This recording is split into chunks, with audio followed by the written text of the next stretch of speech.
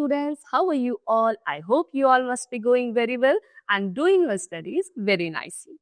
So today students, we are going to explore the new chapter of class 2nd and that is about chapter number 4, Useful Animals. So students, आज हम discuss करने वाले हैं कुछ ऐसे animals के बारे में जो हमारे लिए यूजफुल होते हैं. Okay, they help us in different ways. Now, what are such animals known as? How do they help us? Okay, what are their examples? What we should do them to care of them? So, there are many topics which we are going to explore today in this session. Okay, so let's start the chapter. See, thousands of years ago, men learned to domesticate animals so that they could help mankind. Just imagine what would happen if cows and buffaloes stopped giving us milk. Yes, we would be unable to have curd, butter, cheese, etc. made from the milk.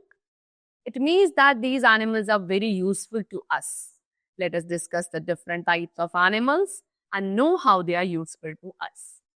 So students, thousands of years ago, यानी कि कई हजारों साल पहले men ने क्या सीखा था? एनिमल्स को डोमेस्टिकेट करना, so that वो ह्यूमन बींग्स को हेल्प कर सके.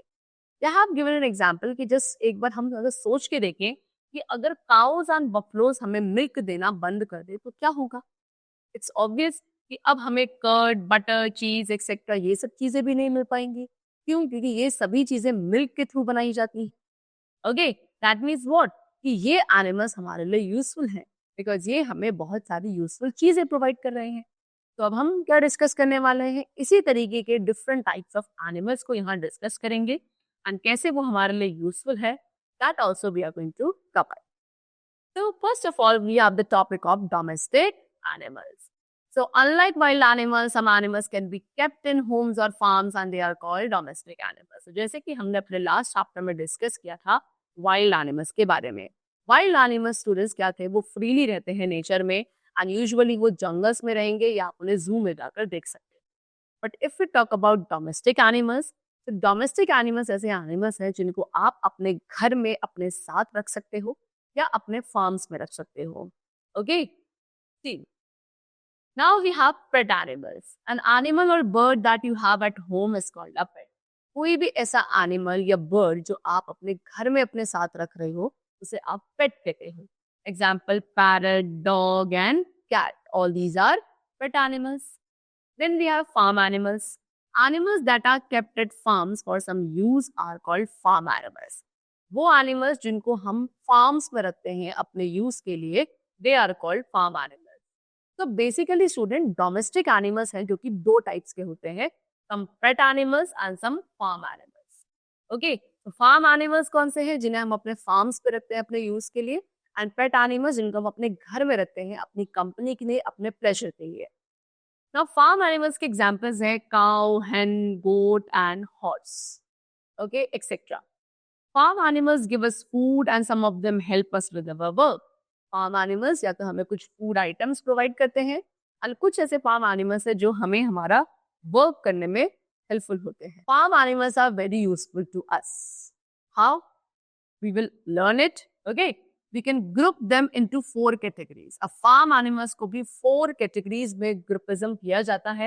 Number 1, food giving animals, fiber giving animals, work animals and leather giving animals. So first of all we have food giving animals. Food giving animals में सबसे पहले we have milch animals.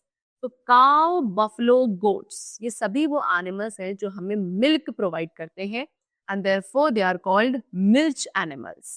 Okay, and फिर इनसे मिलने वाले milks के through हम curd, butter, cheese, ghee, all these products are made from the milk only.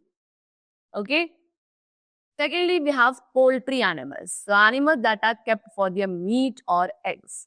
वो एनिमल्स जिनको उनके मीट या एग्स के लिए रखा जाता है, they are called poultry animals. Example, hens, duck and geese. Next we have flesh giving animals. अब कुछ ऐसे एनिमल्स हैं जिनके मीट को हम खाते हैं एंड वो हमें क्योंकि मीट प्रोवाइड करते हैं, therefore such animals are called flesh giving animals. Example, fish, goat, chicken. Okay, what are these animals? they give us meat to eat. Okay, some other animals also give us food items or are used as food. तो कुछ और भी animals है जो हमें food items provide करते हैं या उन्हें पूरे एनिमल को ये एज अ फूड खा सकते हैं. एग्जाम्पल हनी बी हमें हनी प्रोवाइड करती है टू ईट.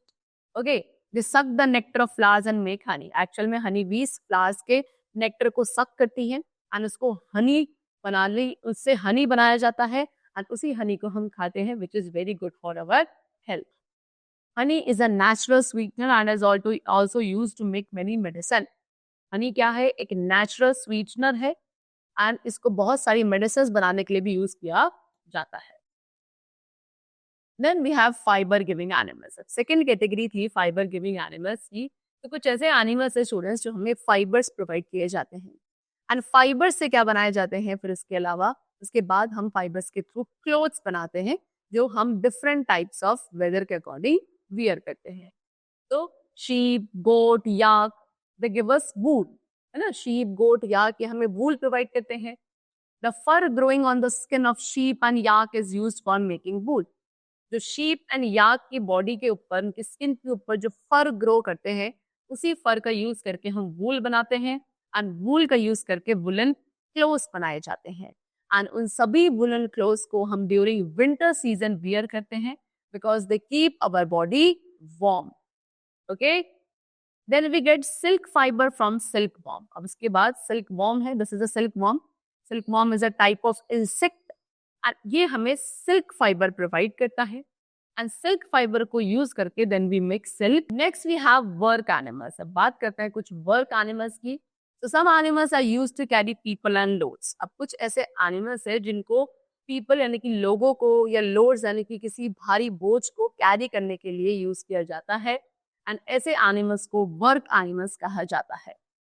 एंड एलिफेंट, अब बात कर रहे हैं एग्जांपल ये है एलिफेंट का.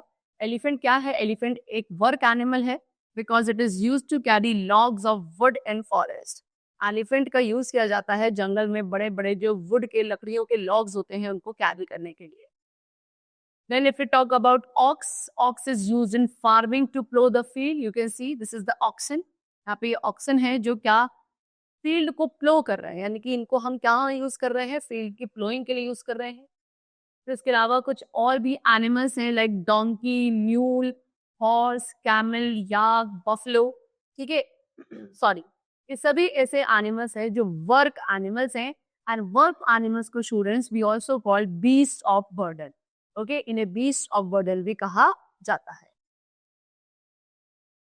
Now next we come the third category, that is leather giving animals. So the skin of some animal is used to make leather, purse, belt, shoes, etc. Okay, so कुछ animals की students skin होती है जिसको हम leather, purse, belt या shoes जैसे products बनाने के लिए यूज करते हैं. एट इस पर्पस के लिए जो डेड एनिमल्स की स्किन है, यानी कि जब एनिमल मर जाते हैं उनकी स्किन को यूज किया जाता है, like buffalo, camel, snake, crocodile. ये सभी एनिमल के डेड होने के बाद इनकी स्किन को यूज किया जाता है. It is wrong to kill animals for leather. See, जब उनकी नेचुरल डेथ हो उसके बाद अगर उनकी स्किन को यूज किया जा रहा है that is all right, but किसी भी एनिमल को इंटेंशनली उनको किल करना, मारना सिर्फ लेदर लेने के लिए, दैट इज टोटली रॉन्ग. तो only the skin of dead animal should be use for this purpose. Already जो नेचुरल तरीके से जो मर जाते हैं एनिमल्स, उनके स्किन को यूज करना केवल वही क्या है, सही है. Okay, next we have biogas and manure. In villages cow dung cake are used as fuel for cooking food. See students, अब विलेजेस की बात करें गांव में, तो गांव में मोस्टली क्या होता है, जो काउ डंग केक होते हैं, काउ डंग के केक्स बनाए जाते हैं एंड उनको एज अ फ्यूल यूज करते हैं for cooking food. Dung of cow, buffalo, goat is use as manure for plant. ठीक है, काउ, बफलो, गोट, इनके डंग को एज अ मैन्योर यूज किया जाता है. ठीक है, प्लांट्स के लिए.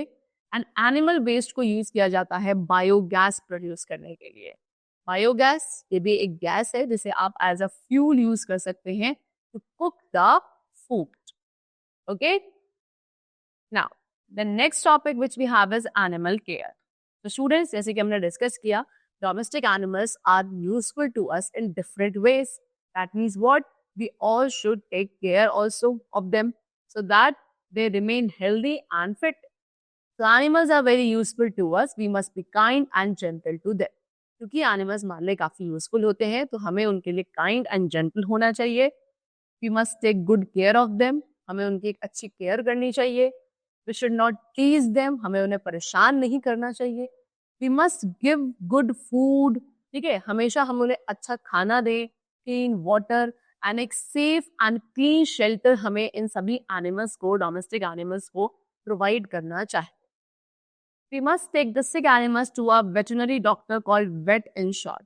और अगर कोई भी डोमेस्टिक एनिमल सिक है, बीमार है, तो हम उसे किसके पास, हमें उन्हें वेटरनरी डॉक्टर, जिसे हम शॉर्ट में वेट कहते हैं, ये एनिमल्स के डॉक्टर्स होते हैं, इनके पास लेकर जाना चाहिए दैट उनकी प्रॉपर ट्रीटमेंट किया जा सके. And animals are our good friends. They make our world beautiful. Animals हमारे अच्छे फ्रेंड्स होते हैं, ये हमारे वर्ल्ड को ब्यूटीफुल बनाते हैं. So we must conserve our wild life also. And we must take a good care also of all these domestic animals.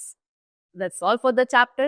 I hope you must have understood the importance of different domestic animals in our daily life.